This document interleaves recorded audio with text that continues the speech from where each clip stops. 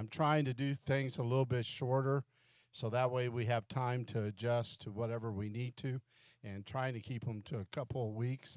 But here's what I need to tell you. Have you ever just had one of those days when you go, anybody ever have them besides me? And, Brother Hayes getting a little bit older. I hate to admit that. Poor Kaylee, she turned 30, so she's now over the hill. And I had to take her for a physical today. And, I'm telling the doctor and I'm giving her a hard time. And you know how Kaylee is. First thing she said, I'm only 29, and I've only been 29 two times. She was talking about her mom. Because Sister A's 29 plus whatever. And I always laugh. I saw a lady the other day, we were watching a game show, and she had two grown daughters behind her. And she said she was 24, and I'm looking at them girls, and I go, man, they're grown. They got to be close to that. And, you start running those things through your mind, right? You just don't know what. We're living in a weird world, so you just don't ever know. And then her daughters said, yeah, she's 24 for the 22nd time. I started laughing. I said, that must be a trend. Brother Hayes trying to stay up on all these trends. So the new trend is whatever you want to be, you just every year you just add how many times you've been that age, I guess. And that's how it works. And we're going to be talking, and I entitled this little few weeks, talking about Jesus walking with us. And I kind of give you the background how Brother Hayes got here. Sometimes, have you just needed a touch? I mean, you just need the Lord to touch you.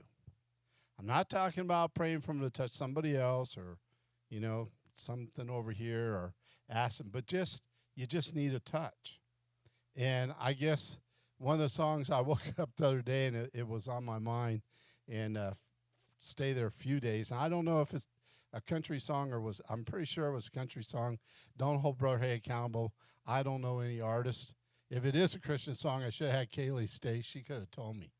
But a long time ago, there was a song, and it talked about a violin, and they're having an auction. And this old violin, they can't even get a quarter for the thing. And what happens, I mean, they're just practically going to give this thing away, right? They're trying to get somebody to give them 50 cents, and nobody's bidding but a quarter until an older person come up out of the crowd and took that old violin and began to play it. And all of a sudden, as that man was playing that violin, all of a sudden that instrument became priceless. And I want you to understand something. The whole thing behind that song was the touch of the master's hand. And we need to understand the enemy don't want you to be touched by God. He wants you to focus on everything that aggravates you. How many know we got plenty of that? If you deal with doctors, how many know you got plenty of things to be aggravated about? If you're older and you're going to see doctors, how many know you got plenty of things to be aggravated? And you all keep Kaylee in prayer. They're going to be checking her for some stuff, and she has some things going on. And Sister Hay and I really don't know their history. And I was talking to Ryan today. Please keep him in prayer. When Ryan was little, he had pretty much everything that Kaylee had done, but he was able to overcome all those things. But how many know sometimes things don't show up for 25, 30 years? So y'all really keep them in prayer. And I had to have that serious talk with them today and tell them, look, you really need, because he don't like to talk about that. How many know we don't? And that's what we're going to get at here in this Bible study. There's a lot of things in our life we don't want to talk about. And please don't ever misunderstand, Brother Hay. If you're watching by Facebook or the internet, I want to say welcome to you, but I want you to hear this loud and clear. Lots of times, I'm not saying to you, go tell all your problems to somebody. Now, if you have a really close friend that you can confide in, that's one thing. But I've always been of this opinion, be very careful who you share information with. How many know that sometimes people don't even mean to let things go? And when Brother Hay was going to Lubbock a lot, and we had a lot of people in and out of the hospital, and we were able to do a lot of things. And Brother Hay wasn't working full-time, so I was able to go and do a lot of things like a pastor gets to do. And you all pray for Brother Michael. I know where his heart is. But when you got to work every day in order to make a living, how many know it's hard? How many of you struggle working? How many wish you didn't have to have a job? And how many know sometimes those can be hard? And sometimes we have to do things anyway. But what Brother Hay is telling you, be very careful. But when I would be coming back from Lubbock, I'd have well-meaning Christians call me, want me to give them information about who I went to see. And I mean, they'd be doing their best. They already have learned over the years not to even try with Brother Hay, but they still call Sister Hay. And I always laugh. And sometimes Sister Hay go, well, and I don't tell her because I don't want to put her in a position where somebody might get her to say something that she don't need to say. Not that she would do it on purpose, but how many know some people are pretty good at that? How many of you can question your kids even if they're grown and figure out exactly what went on? Okay, Tanya's going to, I won't say how old she is. I think she's 29 a few times too. But anyway, she's rolling her eyes, so I get brownie points for that.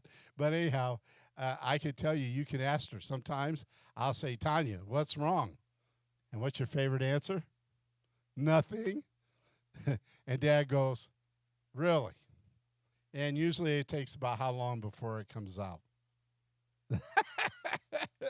Anybody know why? Because some people are just better at interrogating people, right? And of course, I get blamed. I'm one of those. But it's, hey, listen, when you have some of the jobs Brother Hayes had over the year, you better be able to figure out what the truth is from something that's not true. That makes sense? Because you can put a lot of people in danger if you can't do that. But I learned a long time ago that, how many know sometimes you can't share stuff? Because how many know it's very, very personal? But I got to let you in on a secret. Please do not share with God. In those moments when you can't share with anybody else, you need the touch of the Master's hand in your life. I was going to try to look that song up so Brother Randy could play it, but I didn't have time to have Kaylee look it up, and I'm not going to lie, I don't know how to do that stuff. So I got to learn, I guess. But one of the things that's so important, even when you listen to that little song, it really illustrates a very good point. In your life, you might be like that violin, and people might say, hey, you're not important, you're not valuable. Hey, here's the bad part. How many times do we feel like that? Even if you got somebody telling you you're valuable and you're important, okay? And when I went to see Sister Lucero a couple of weeks ago, one of the first things I told her, I said, well, you still look as beautiful as always. How many know I got the same eye roll I got from Tanya? and I'm thinking, wait a minute now. But here's the thing. You see, God sees us different, and we need to see people different. And we need to be in that place in our life where we can somehow allow God to touch us. Listen, no preacher can preach you happy. No church can sing you happy. I'm just telling you, these things in our life are very personal. And so we're going to talk about some of those things.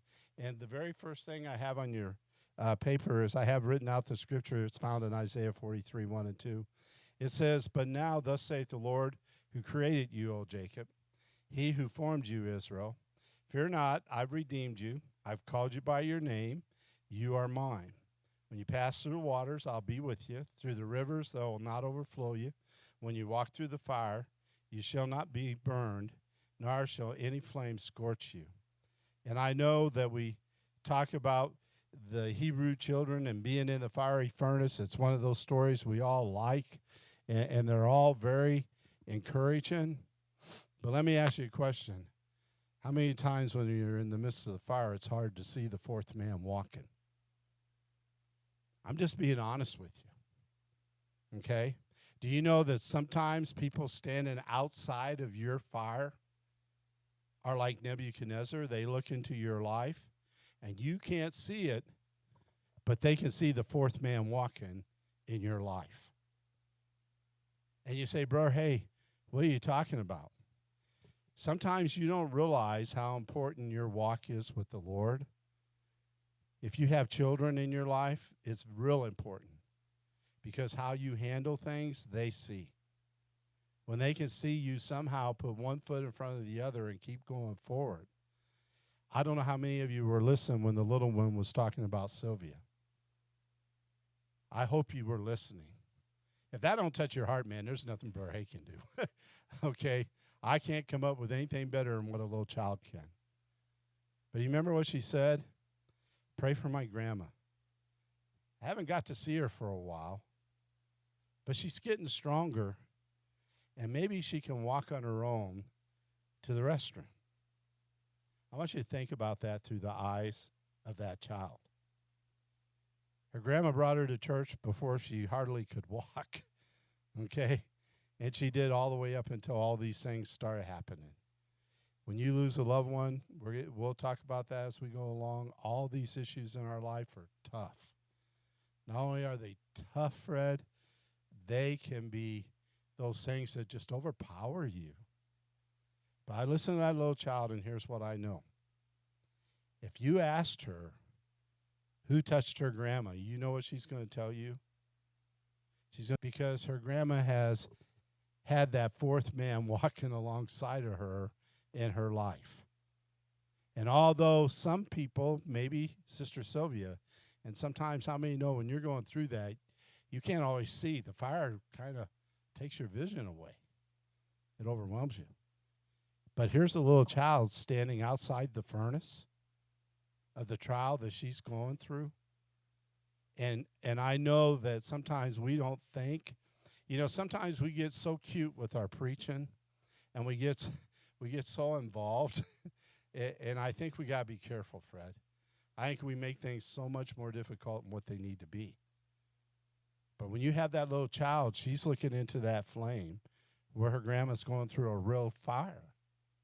She only knows her grandma is a strong person, somebody she was able to spend the night with, somebody that's always loved her, someone's always brought her to church, somebody's always prayed with her mama, been there for her. Maybe Sister Sylvia is in one of those places where she can't, but that baby standing outside that furnace is looking at her grandma's life and saying, hey, there's a fourth man walking in there.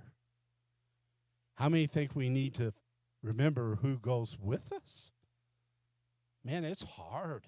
I don't know how to explain it any better than that, because sometimes when I'll be honest with you, as I've gotten older, especially last year or so, things overwhelm me that never used to would even make me blink. I was laughing the other day. I was trying to get up. I had to find me a board to get myself up. I said, okay, this is really getting kind of crazy, right? But do you know what? I didn't get up and get mad and say, okay, God, what's this all about? You know what I did? The second I got to my feet, I said, God, thank you for giving me strength again. Thank you for being in this furnace with me. This is a walk that all of us have to face at some point in our life. And the other day I had to take care of some things with Sister Linda, and then I got a call. Her light bill was like 3 months behind. I was like, oh, man. And so y'all pray for me. I'm trying to get everything put over into direct pay so I don't have to worry about her lights and water and gas and those kind of things being turned off. But here's Berhe's point. When I went to see her today, and I stopped by, visited with her for a while, me and Kaylee. Of course, her and Kaylee, I figured this out. You ladies don't get mad at me. But whenever there's more than one lady, I'm always the one that's in trouble. It's almost like I almost gotten to the point, Brother Randy, where I expect to be ganged up on. I just do. I just say to myself, man, I'm going to be in trouble. And I kid you not, I hadn't even been at her house 5 minutes, and her and Kaylee are both getting me. And I'm laughing, and I'm thinking, okay. But here's the thing. She's walking through a fire right now. There's a lot of people over the years that she's been friends with. Guess what? She's told them about the Lord. She's invited them to church. Now, those of you know Sister Linda, she's pretty old Church of God. As a matter of fact, she's probably so old Church of God, she has some things that Brother Hay would say, hey, you're being a little bit rough there. But let me tell you what I know. She has a heart of gold. She'd give anything she had to anybody. That's just who she is. And I remember thinking to myself today, one of the ladies that's been helping Brother Hay with her, And now, don't anybody get upset with me. She's a Catholic, but I believe she has a relationship with the Lord, okay? I'm just getting that out front. Brother Hayes not one of these guys that think, hey, unless you do this and belong here, you can't get there. That's not how this works. And I was really concerned about some things, and the lady had called me the other day. And one of the things she said sticks right here. It stuck right here. She said all the years that Sister Linda invited me to their church, and I saw all the things that happened in her life, but she never give up on God. And I'm just telling you, when you're walking through the furnace, you might not even see God, but there's somebody on the other side that's watching you walk. And they're looking into that fire that you're going through, and you might not even be able to see him, but they can see Jesus in you. And I thought about that, and whenever Sister Linda's kind of knowing what's going on, and I think she always knows Brother Hayes, so she can give me a hard time. But anyway, we'll leave that alone, and so I don't get in trouble. But I look at that, and I begin to think, here's somebody that has watched her over all these years now. She's known Linda probably 30 years or more. So she's watched her walk, and she's watched what she's done, right? And so now all of a sudden, as she's going through that fire, she can see Jesus that maybe Sister Linda struggles with. She told me a week or so ago when Brother Hay had to go over because she was convinced that she was in the wrong house. Pretty scary thought, right? And it took a while. But here's what I want you to know. When everything else fails, the second Brother Hay says, let's pray. How many know she knows what needs to happen? And even though, Fred, she's having trouble, she knows that prayer is still the answer. And what she knows is, what Brother Hay wants to get through over the next couple of weeks, we all need the touch of the Master's hand in our life. I don't care who you are, if you're struggling and you're saying, well, Brother Hay, I just feel like giving up. I'm not even sure I can do this anymore. Listen, when you give up on things, always remember this. I used to tell people all the time, you're not giving up on a church or a pastor. Be careful you're not giving up on the Lord. Because one thing I learned over the years is the enemy likes to take your joy. He likes to take your hope. He likes to take those things out of your life. He's pretty good at it. If I was a young person, our young people are getting ready to get out on their own. I think about that all the time. They're looking out across our nation, seeing all the crazy stuff. I don't know how they're going to navigate that. I don't know how they're going to navigate it, but I know how I can teach them to navigate it. Trust the Lord. Let him be the one that touches you. Get your arms around them and let them know that the touch of the Master's hand is what makes the difference. So that's kind of our introduction to the lesson. So our first one, I thought some of you are going to think that's a crazy one to start with, Brother Hay.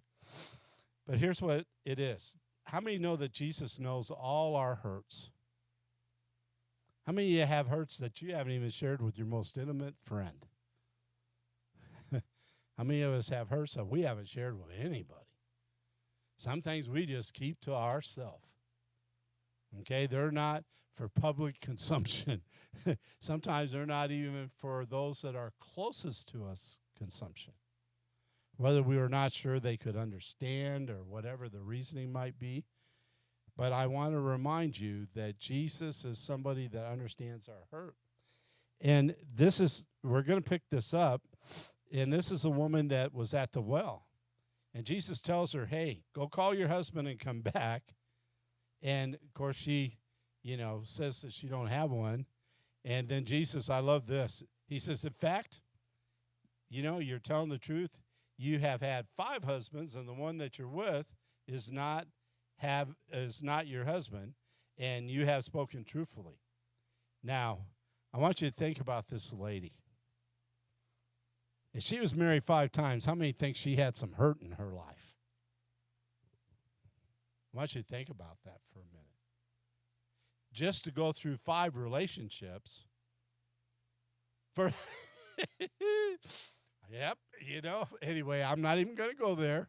I'm not going to get in this argument about ladies saying if men could have babies, that the woman could have the first one, the man could have the second one, that'd be the end of it, right? If there ain't more, it'd be the wife. The man never take his turn. That's just how that would work. Okay, so I understand all those things, right? But here's what Brother Hay wants you to think about this woman that was at the well. Here's Jesus engaging with her. How many know how many church people would have a problem with this lady? I'm being honest with you. One of the first things that happened when Brother Hay was a real young preacher here in Portales. I know, can you believe one time I was a young preacher in Portales? Hard to believe, right? Well, okay, I have to admit it was 42 years ago. So Brother Hay was pretty young. And I remember as a young preacher one time we were having a special service, and a young lady came to the service, and she gave her heart to the Lord. She came to the altar. She was crying. She asked the Lord to come into her life. How many know I never tell people, now that you're saved, how many know they need to know they're saved? How many know I can't save anybody? I can't make that pronouncement. I can tell them, look, if you ask Jesus into your heart, you confess him as Lord of your life, and you make an open confession to others, hey, you're on your way to heaven, right? I can reassure them of that. But I'll never forget, she was at the altar. She was crying. She gave her heart to the Lord. We prayed with her. Hey, that's back when you really had prayer services. We actually prayed in the altar that night, probably about 45 minutes with her. And I kid you not, after church, and Brother Hay does what I always do. I like to make sure, and you all might laugh, but I think touch is very important. I think that all of us need touch. There's a reason why Brother Hay tries to catch everybody before they leave. It's not so I can be cool. I promise you. I know I'm not cool in that sense of it. And some people are like, oh, not that guy. I got to find a way around. I'll go the other door. Sometimes that happens. But I believe touch is very important. There have been some people that are leaving church, and I could tell that God has been touching them. And you say, well, bro, hey, well, why do you have to? The second I can engage with them and shake hands with them, I can say to them, you know that touch you're feeling? That's the touch of Jesus. I could change that to the touch of the Master, because he is our Master, right? And sometimes when we're going through a struggle, how many of us need that reassurance? Hey, was that God that was touching me, or was that something else? For a long time, my kids always told me, never eat Sister Hayes spaghetti, because 2 of my heart attacks come after I ate spaghetti. That's pretty bad, huh? And you know, part of the issue, some of the pain you have is sort of like if you have heartburns. Well, it's sort of like that, right? And I always laugh because Barry's one of them guys, I never have had indigestion. It's just never been a thing with me. So I even have a hard time understanding what it is. I remember when the doctor did one of those scope thingamabobbers, and he said, hey, man, you got a hiatal hernia. He said, you must have really bad indigestion and heartburn. I looked at him and said, I never get heartburns. And he said, I don't think you're telling me the truth. I go, well, I'm sorry you don't think I'm telling you the truth, but I don't. I don't eat Tums. I don't eat Rolaids. I don't drink milk. I don't have that issue. You know what he told me? He said, you're in a dangerous position because it can mess up your esophagus and you would never know. I don't know why. It's just one of them things. It never bothered Brother Hay. But anyway, both times 2 of my heart attacks happened after I ate her spaghetti. So that was the big joke. Whenever Sister A said she was making spaghetti, kids always told me, you sure you want to do that, Dad? But anyway, I promise you she wasn't poisoning me. But the thing of it is, we have these kind of thought processes, right? All of us do. And I look at this lady, and I think why Brother Hay chose this to kind of start the Bible study. Anybody in here hot besides me? A couple? Okay. I don't know if they turned off the air conditioning. If I turn it on, nobody get mad, okay? I promise I won't make it too cold. I won't put it on 60. We'll just check to see if it is at least on. Oh, well, the reason it's not on, it says it's 71. How many think it feels warmer? Okay. All right, Sister Cheryl, we're on the same page. I don't dare turn it down, though, because it might freeze through the night. So then we'll be in trouble. But I want you to think about this with Brother Hay. We have all this stuff going on, all this crazy stuff in our life. But how would you like to have been this woman? It doesn't talk about how many kids she had. What if she had just one child with each one? She might not have had none, but if she just had one, right, Brother Randy? Yeah, you got 5 kids by 5 different husbands. Can you imagine the chaos in that family? Okay, am I being honest here? And we look at all the things that was going on in her life. Something had to be going on for her to have all those situations. Somewhere along the line, and I always try to tell people this, you don't always know where people are coming from. You know, you can look at somebody and think, man, they had like the easiest life in the world. I can tell you that a lot of people you think had an easy life, it was anything but. Okay? And I can tell you that sometimes we have a misconception. But I look at this lady, and I think one of the reasons why Jesus engaged her is because Jesus understands our hurts. And he wants you to know that your hurt's important to him. Now, he could have been like a lot of preachers. And this is what happened in that church that night. Berhe goes to the back of church like I always do. I had 3 nice church ladies. And it just sometimes, I just wonder, you know, where some things come from. You know what, Sister Cheryl, I've been in Church of God long enough. I know where it comes from, but you know what I'm saying, right? And Berhe hadn't been pastoring here very long, maybe a year or so, so my influence wasn't very high. We'll just leave it at that. And so anyway, these 3 ladies proceeded to tell me all the things that were wrong with that girl and tried to tell me everything she was doing wrong and I needed to do, and then they started with a list. And here's what I told them.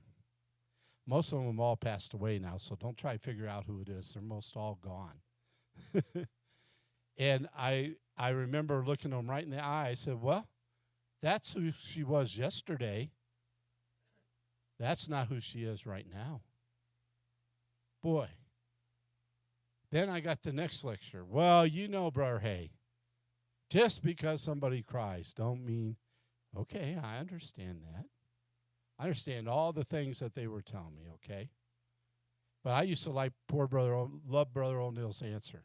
He always used to say, look, you give them the benefit of the doubt and you trust them, but you verify that there's been a change.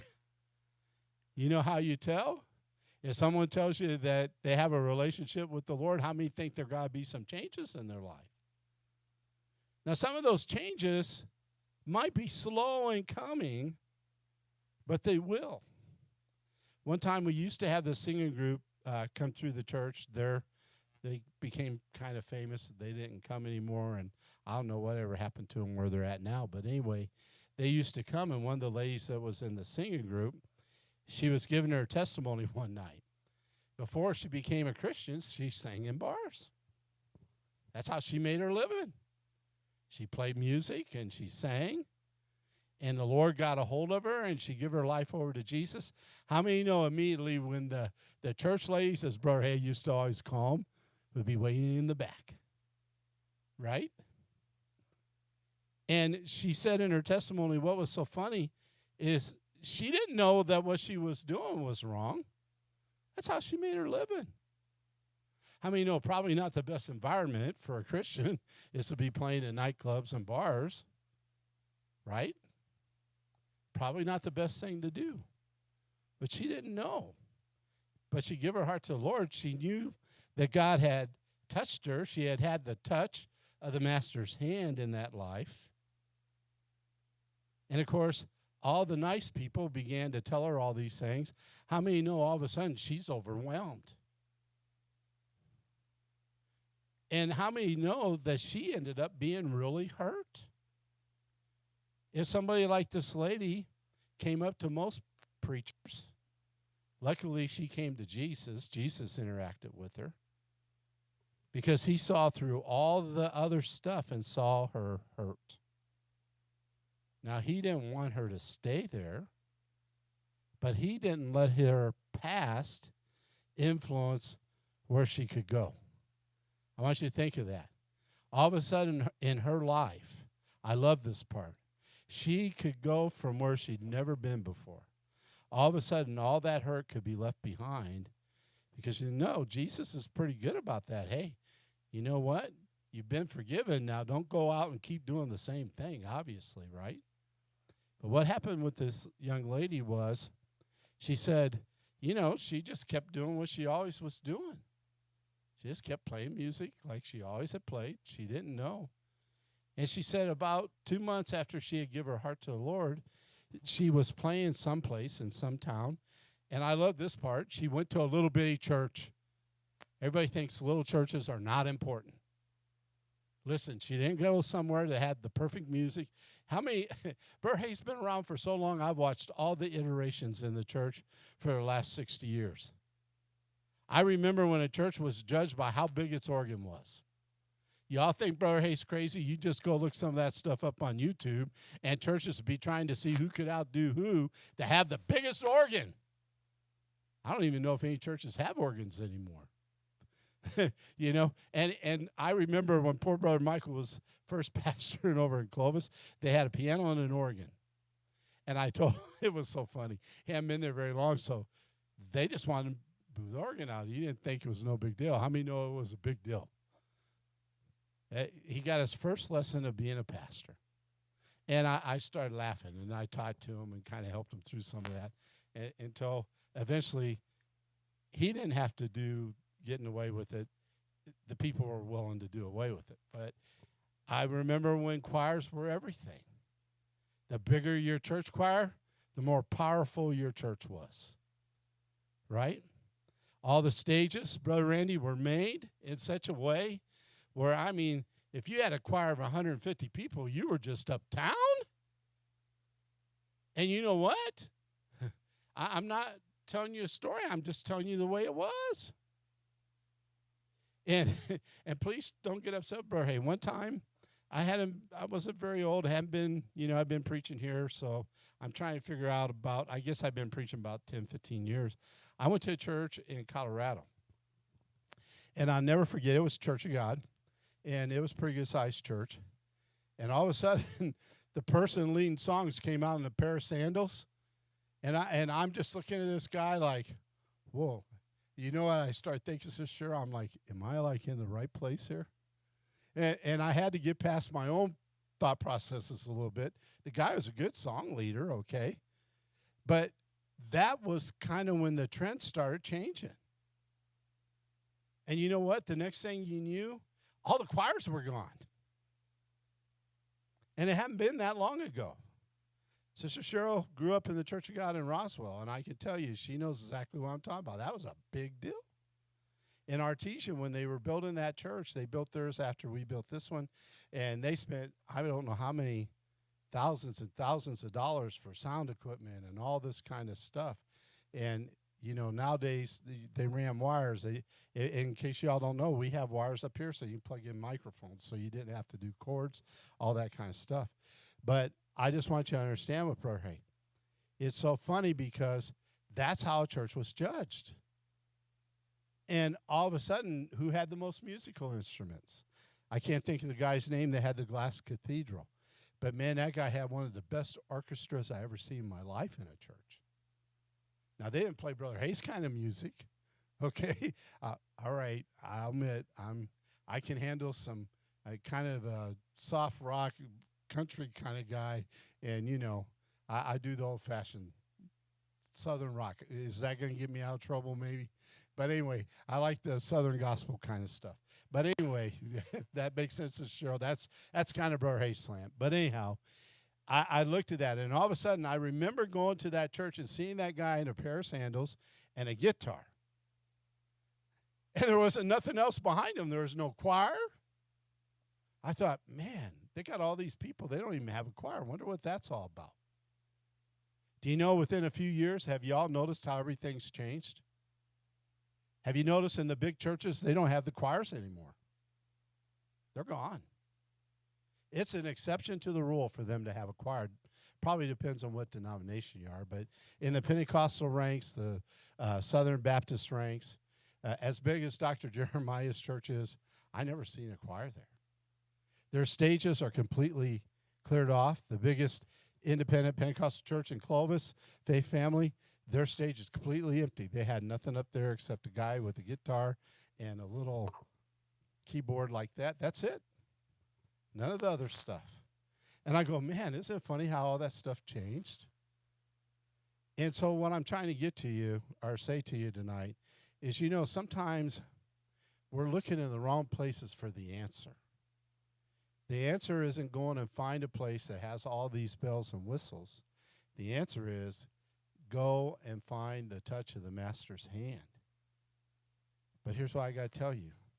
No preacher can do that for you. Probably the biggest thing that has caused Brother Hay the most problems over my time in the ministry is not being willing to tell people what they need to do. I've always been kind of anti that. Maybe it's because I don't like to be told what to do, Larry. I don't know. It might be a guy thing. I don't know, Brother Randy. It just might be my personality, okay? You know, it's just who I am. But here's what I always tell people. Look, you need to pray. When God puts something on your heart, then you see it through. Well, what if the preacher don't like it? And what if I'm the only one doing it? And what if, so what? Okay?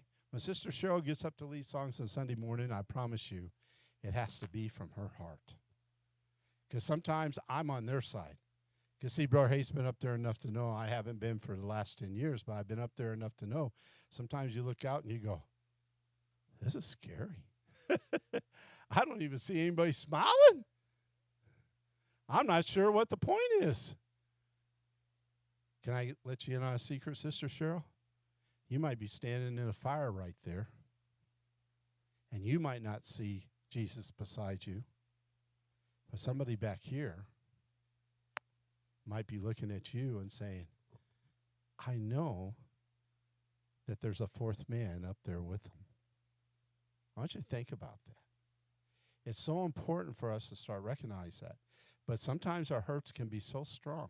And when I look at this, it says, you know, I'm sure she felt like she was alone.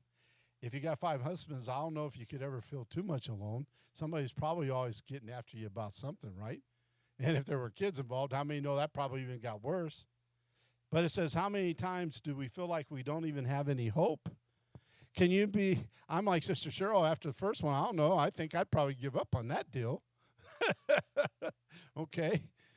But can you imagine getting to your 3rd husband? Man, I bet by the time she got to her 5th one, that's probably why the next guy, she never married him. Her hope was probably destroyed, right?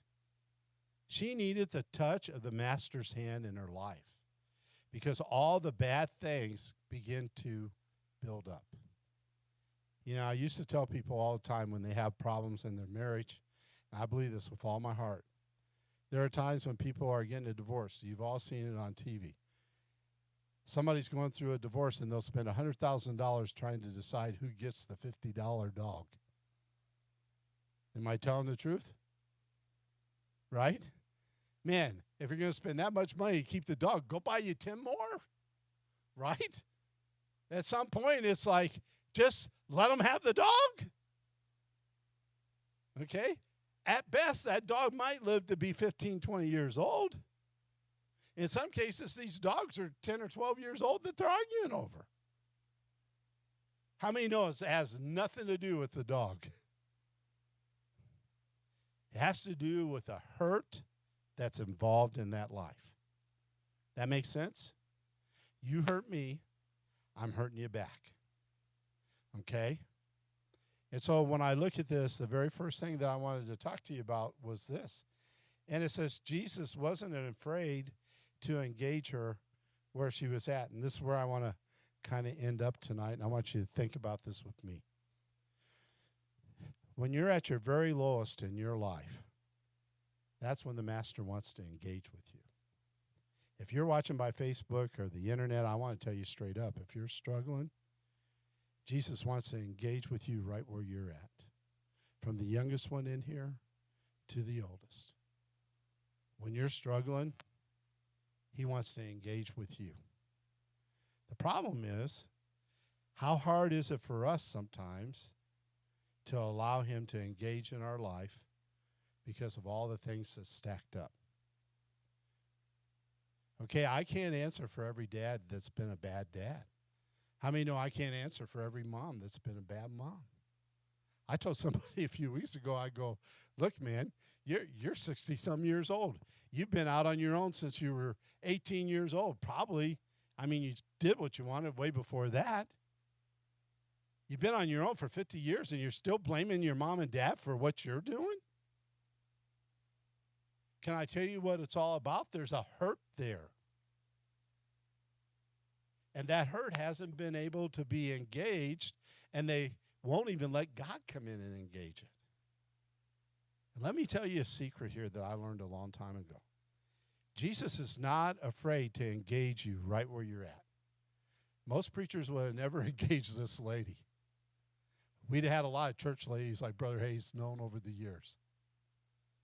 And it always kind of makes me, in my own mind sometimes, I always have to laugh a little bit, because the ones that are the most critical of everybody else usually have the most issues in their life, and that's why they're so critical of everybody else.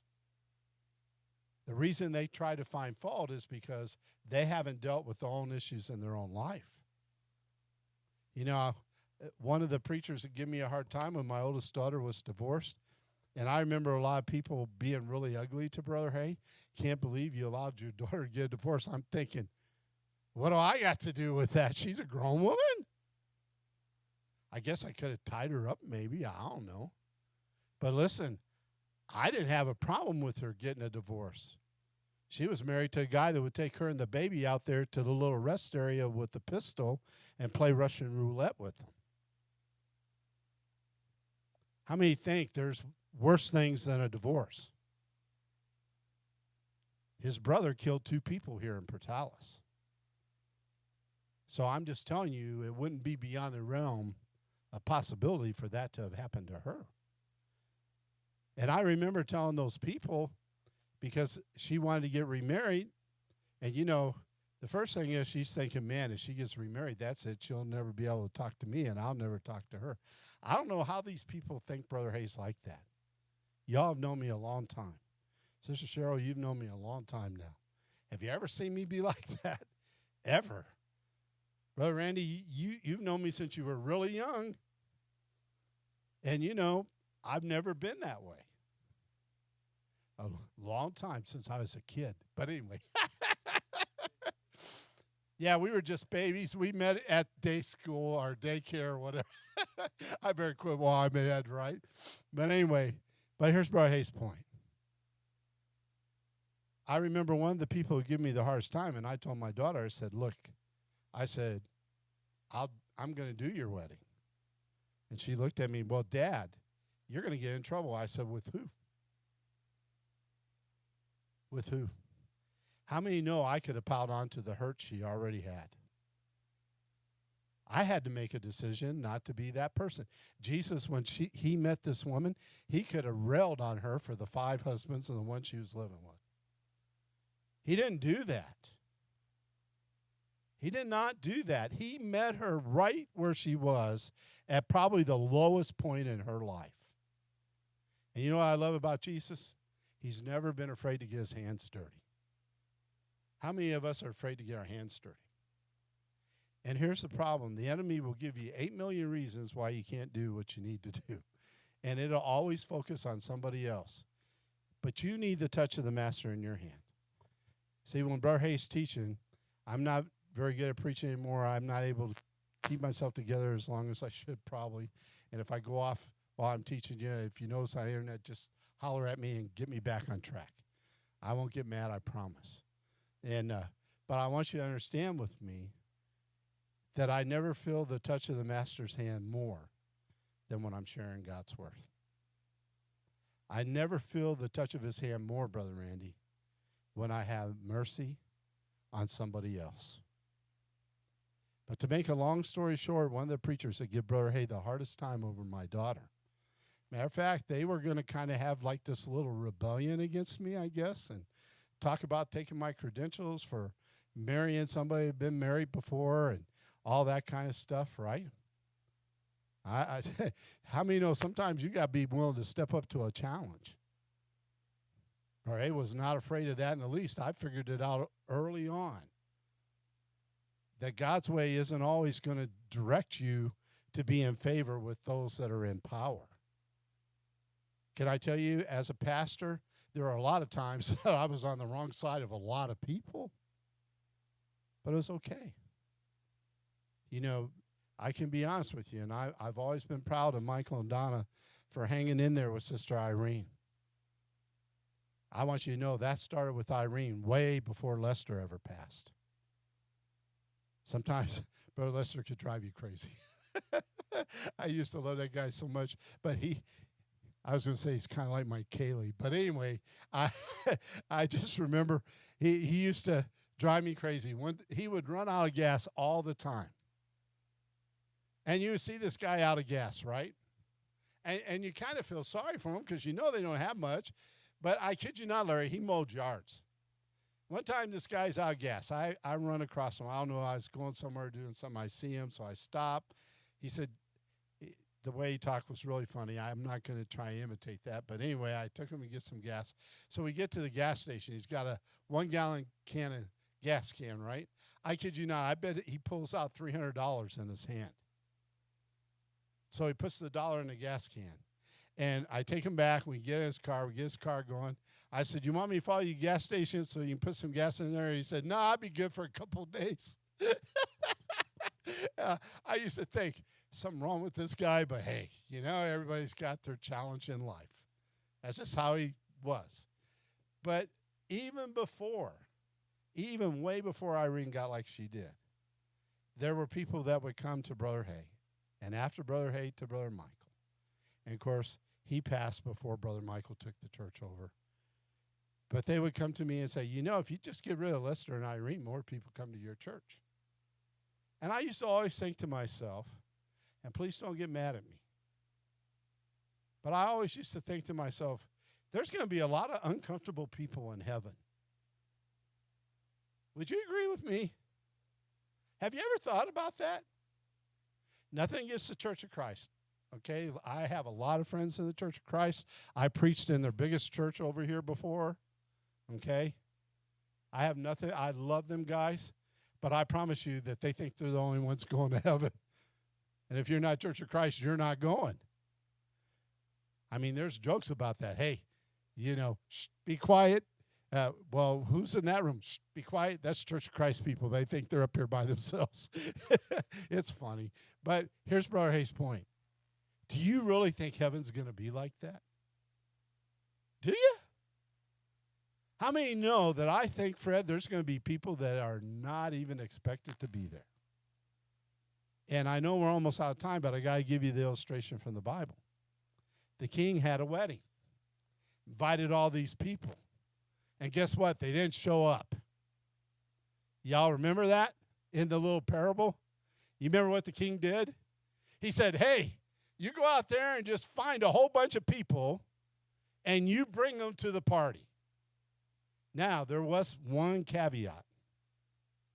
How many know they had to change their clothes? I'm being honest. Read what it says. Is that not what happened? You know what they had to do? They had to take that garment. How's the song go, Sister Cheryl? I know you know it. And they had to exchange it for a garment of praise.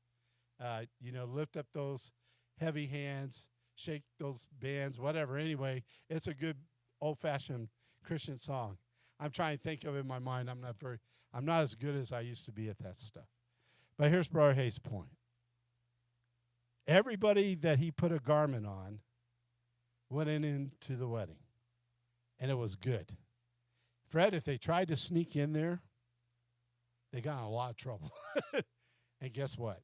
Their end was not good. Now, let me tell you what that says to Brother Hay. Jesus is out there trying to meet people where they're at, in their hurt, in their pain, in their struggles. How many of you are at a place right now in your life you never thought you would be? I think about that all the time.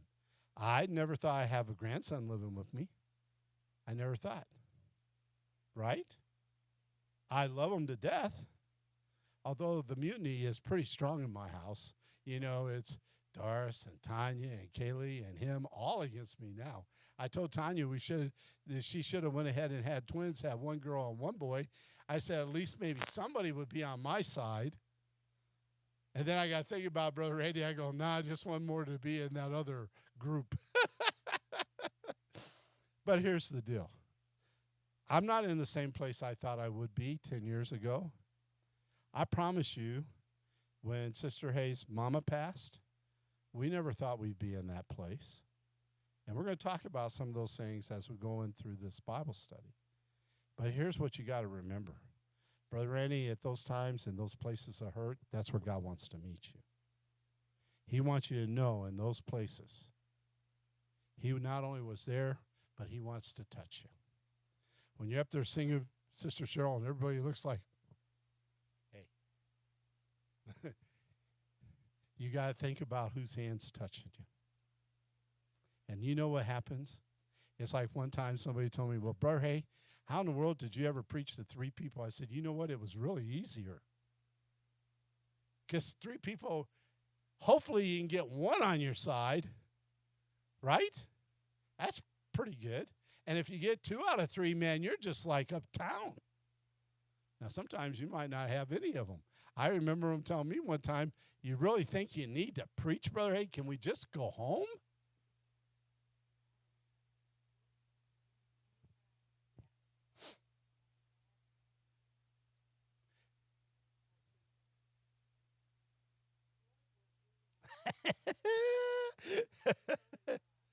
Because you know what happened? Your daddy all of a sudden remembered why he was preaching. He might have felt like the wore-out violin.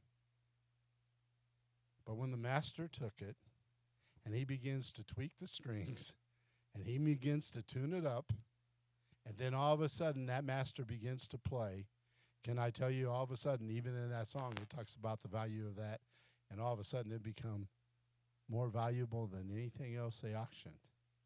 And what I'm telling you, the touch of the master's hand is the key. He will meet you in your worst hurt. Now, again, and it's time to close, please, you don't have to share your hurts with other people. If you got somebody you can share them with, that's good. But you need to share them with God and not be afraid. You know what? I don't know that that lady would have shared with Jesus except he told her. You know what I'm saying? And here's the final lesson for tonight. She probably would have never told Jesus about her hurts, except for the fact that Jesus told her before she got a chance to. Jesus said, when he asked her, hey, go get your husband, she said, well, I don't have one. How many know? Immediately Jesus says, hey, at least you didn't lie about it. You told the truth. You're right. You don't have one. You had 5, and the one you're with is not even your husband. But you know what's so cool? Freddie didn't walk away from her. He didn't shake his head.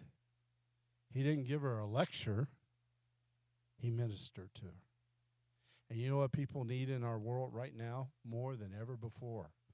They've got to be met where the hurt is. That's the first step in reaching people. And sometimes those people that have that hurt, the first step for them is to let Jesus touch them. Now, there have been a lot of things in my life over the years. A lot of things drive me crazy.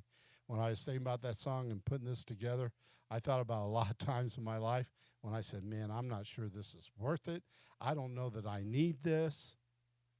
And then all of a sudden, you know what happens, Sister Cheryl? I can't explain it. All of a sudden, I feel a touch that gives me a new energy, that gives me a new strength. And when everybody else says it can't be, all of a sudden, we're able to say, well, God said it can. So if he made me a promise that the water, the trials, the tests aren't going to overpower me, Fred, who am I to doubt what God says? Let him meet you. If you're struggling tonight, if you're watching and you're struggling, I promise you, you just open up your heart to the Lord and you'll feel his hand come. He'll put his hand on you. He wants to touch you. And guess what? When he touches you, you'll know beyond a shadow of a doubt. I know Brother Singletary wasn't here Sunday night or tonight. Haven't talked to him, so I'm a little worried about him. But you know what? You remember when he tells the story about Jed? It'd be our last illustration. You remember when all of a sudden he got to a place when the doctor said that it wasn't going to happen, that the baby was going to die? And all of a sudden he prayed, and he said nobody would ever convince me that he was going to die. Was it because all of a sudden he got an infusion of faith, an infusion of hope?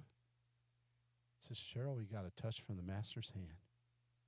And when that master touches your life, I promise you, when Jesus touches you, nobody can shake that away from you. You know, you might not feel what Brother Hay feels right now, but you'll know that he put his hand on you. Okay? You'll know beyond a shadow of a doubt that the master touched you. And you hang on to those moments, and Jesus will continue to meet you in those moments, but you've got to allow him to touch you where you hurt. Would you stand with me? We'll close in prayer. I appreciate you. If you have offering, you just put it in the offering basket. My little helper will be in here in a minute to take care of it, I'm sure. She'll be telling me I preached too long, but hey, it's only 22, so we're done early. But I appreciate you being here. If you're watching, we would love